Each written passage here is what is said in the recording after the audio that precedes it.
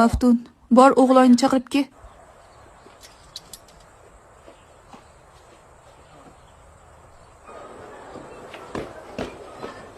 O'g'il opam sizni ishga chaqiryapti. Nima uchun ishlashimiz kerak? Ishlab pul topishimiz uchun. Pulni nima qilamiz? Uy va mashina olamiz. Keyinchi?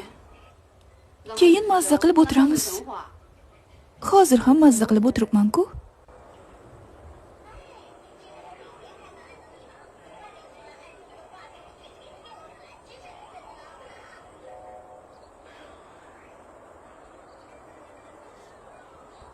Sog'ligimiz uchun.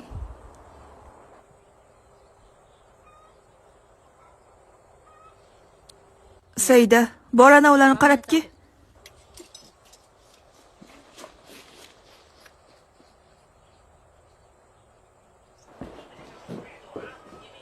Ronji opa sizlarni ishga chaqiryapti.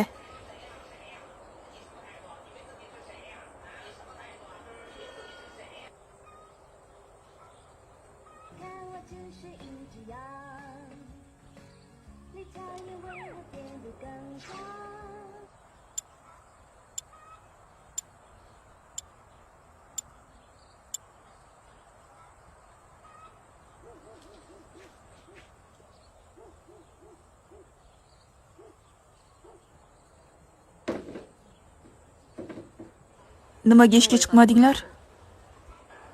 Saida, opamga o'zing tushuntirib bor. Biz pul topish uchun ishlaymiz va topgan pullarimizni yig'ib o'zimiz xohlagan narsani xarid qilib hayotdan zavq olib yashaymiz. Ammo hayot qisqa. Biz hozirdan hayotdan zavqlanib yashamoqchimiz. Shunaqa degin. Qani sen uchoving men bilan yurchi?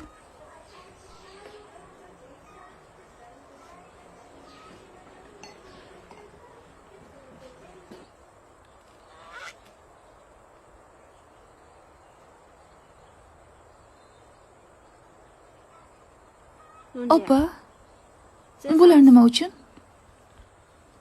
Ertami kechmi baribir o'lib ketasiz. Shuning uchun kechiktirmasdan hoziroq o'zingizni ustunga bog'lang.